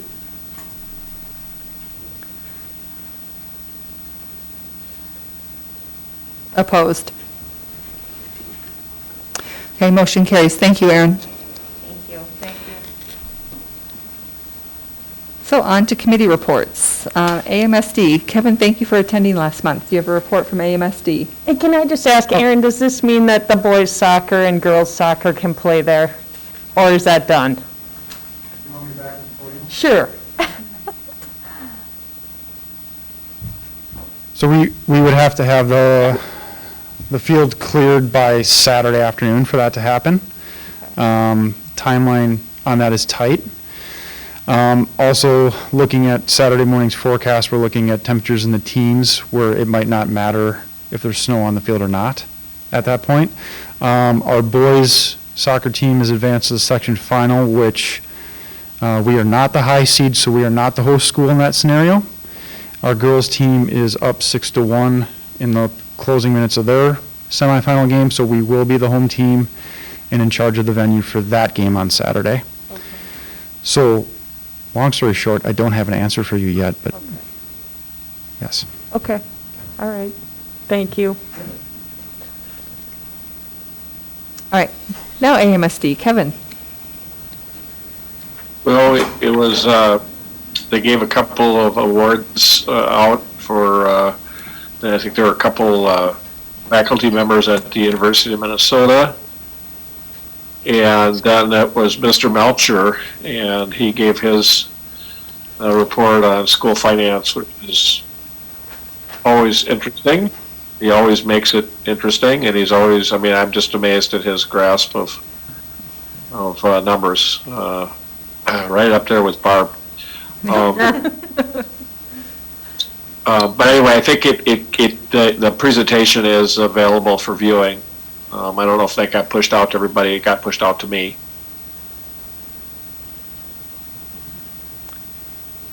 Thank you. Julie, Maeve. So we just had a MAFE meeting, and really, the only thing that happened is they chose another new board member. There really wasn't anything else, and that's it. Okay. For MSBA, we have 20 resolutions for the delegate assembly. There are pre-delegate assembly meetings coming up. Julie, Kevin, and I are delegates. So our Metro meeting is the 21st, but if you cannot make that meeting on the 21st, there's meetings every night starting the 16th of November. But the Metro meeting is the 21st. The DA assembly will be Wednesday, December 2nd at 6 p.m. It'll be virtual. Yeah. Ooh, that's going to be something, Wednesday. Yeah. Starts at 6, they hope to be done by 9. They had an end time on there. I was like, wow. The resolution book is not out yet, but I did get a peek at it as a MSBA board member, and there are 2 different hold harmless student count resolutions in there that MSBA will be supporting this year, and then other resolutions. Ours was highly supported by Denise and Kim and the other board members, so that was nice when we had a conversation at the board. The MSBA Coffee and Conversations for the metro area is November 20th at 8 a.m. to 9 a.m. It's a Zoom meeting that you log into. And so that Zoom link should be coming out pretty soon from MSBA. You'll have it in your email. MSBA is also doing the third Thursdays professional development and opportunities, and so December 17th is the next one, which is on the organizational meeting, and actually they're doing 2 in December, and I keep double checking the date. On December 24th, they're doing a session on onboarding new board members. So the leadership, I know, I keep forgetting. That's not a typo. That's a bad date. That's what I thought, but that's what it is. So we'll see if that actually happens. And the leadership conference is coming up in January. So, Kevin, back to you for 916. Yep, so the delegate assembly is on a board meeting scheduled for 9/16. I saw that. So we're actually polling the board, since a number of us on the 9/16 board are delegates, we're polling the board to see if we can move the meeting in December to attend. The big news I shared last time was the resignation, the official resignation of Connie Hayes, superintendent, effective June 30th, 2021. And if you were to go to the 916 website, on the news section of the 916 website, there is now an RFP for soliciting for search firms to help us through the process of selecting the new 916 superintendent. So if you're at all interested, you can go and see what the RFP is. The executive committee and the HR person worked that over pretty carefully to make sure we had a good RFP out there. So, and of course, the distance learning continues to be a challenge with the 916 districts straddling 4 counties and 2 additional counties of where staff are coming from. So that is my report. All right, other committee meetings. Go ahead, Stacy. I just have 2 things. The Gifted and Talented Parent Advisory Meeting is happening next Tuesday. That is now open to everyone who wants to attend, and that is rescheduled from, it was supposed to be this week. So that is next Tuesday at 4 p.m. in the High School Media Center. No, it will be online now, I'm sorry. And on Thursday, there is the elementary PTO meeting, which will be virtual, and that's in the morning, and I'm sure you can get details on the website. Wonderful. And the next Community Ed Advisory meeting is next Wednesday, so I'll have a report on that next time. Wonderful, thank you. Any other? Tony's gone, but the Special Ed Advisory Committee is coming up as well. It's coming up within the next few weeks. Laura just told me about it this week, so. Is that open to everyone? It's on the board calendar. It is on the board calendar? Okay. I think it's a Zoom meeting, so I'm sure you could come if you wanted I think he has an advisory council. I Oh, don't yeah, that know one might be if it- different. I think I would ask about that, because I do think it's an advisory group that's a little different. Okay. Yeah, because he changed it last year. Before, it used to be kind of open. Yeah, I'm not really sure, I wouldn't want to, check with Tony. How about that? That's my. So that's coming up, so. Any other reports? All right, superintendent's report. Oh, goodness. Best one of the night. Yeah, whenever I end at this point, I'm always, my brain isn't working at the best, but I do want to acknowledge, what we've talked about here this evening and what we've heard this week. This is hard. I mean, I want everyone to know that we know this, everything that's going on right now is really hard, and everyone wants, we've got things going on that are very divisive in the world, and people are feeling stressed, and this isn't, the pandemic isn't helping, and decision-making is difficult in a situation like this where nothing is clear, and we just want it to be better, and willing it to be better it's not enough, and so this is really hard, and so I want to acknowledge that for people. I also do want to really thank our student leaders who have done a phenomenal job this week of really those students who shared their voices and I'm really thankful for your leadership.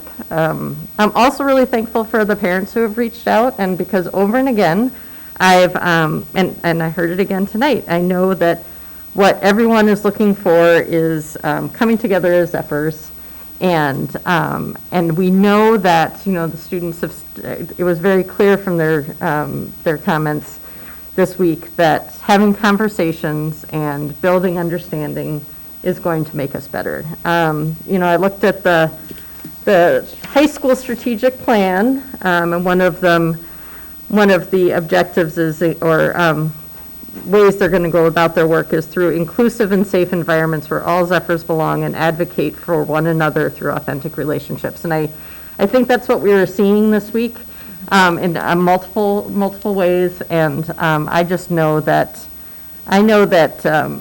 I have a lot of faith that our students are going to continue to show us the way through conversation, through working together, through all coming together as Zephyrs. So I'm really thankful for that. And again, I'm thankful we've heard from community members about that as well. And so thank you for that.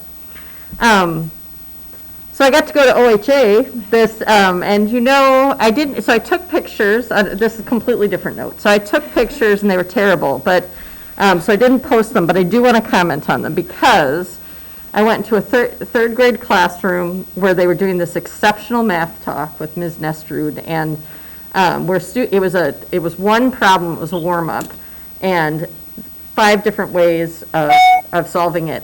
And it wasn't just solving the problem, it was deconstructing numbers in different ways and being able to just really show how their minds worked. I just loved it. I loved it. I also went into a third grade classroom, and I'm sorry, I don't know the teacher's name, but because she's new, I'll learn it, but one of the things I loved about whenever I go into an elementary class that I was jealous of, because as a secondary teacher I didn't have these skills, but she had these, which is not to say secondary teachers don't have these skills.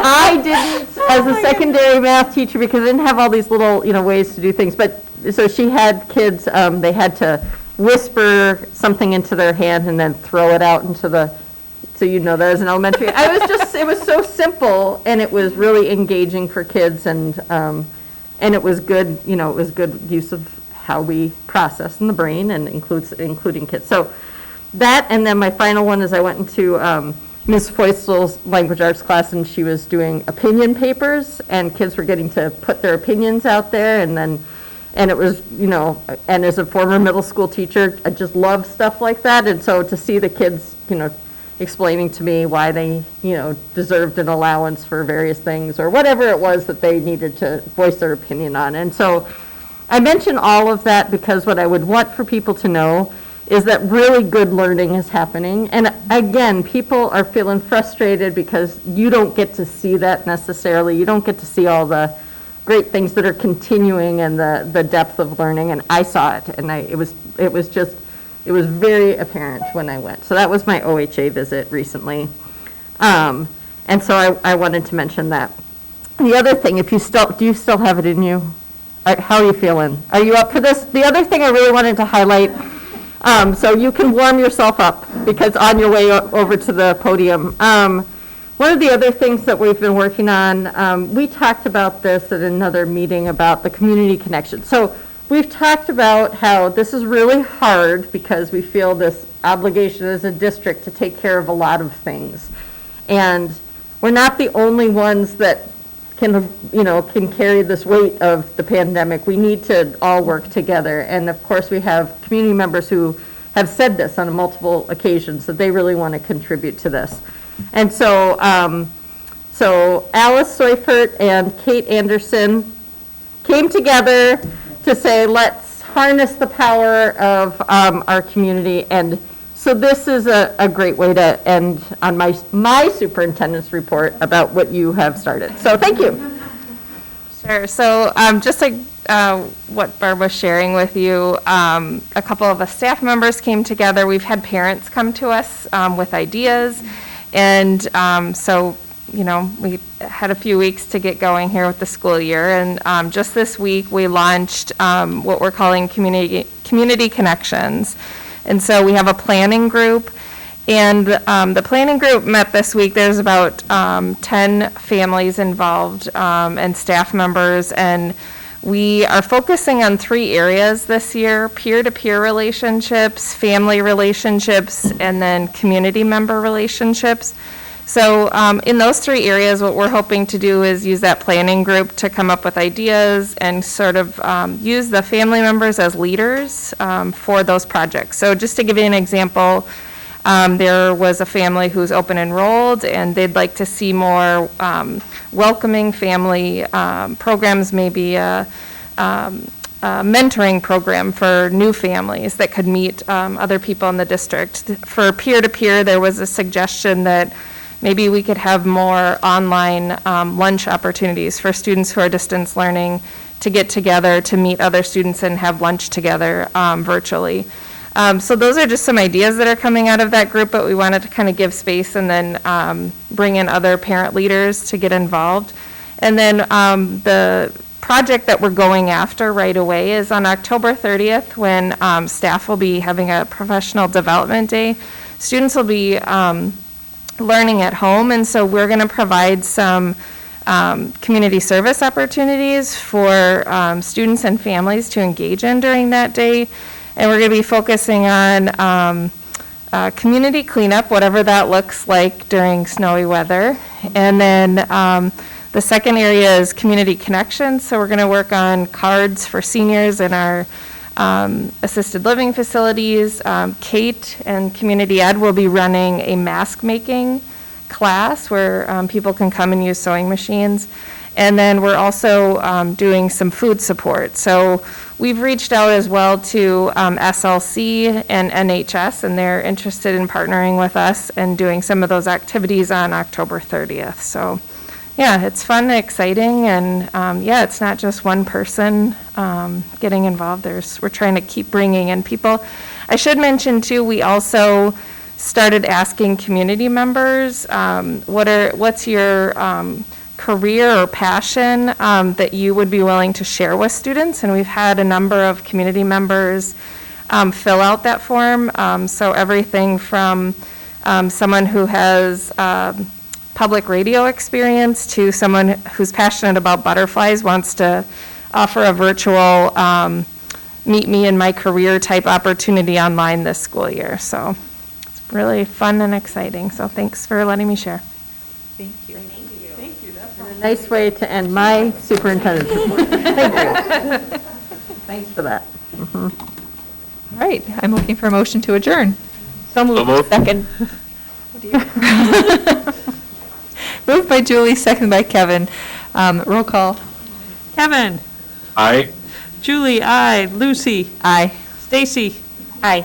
Judy. Aye. We're adjourned.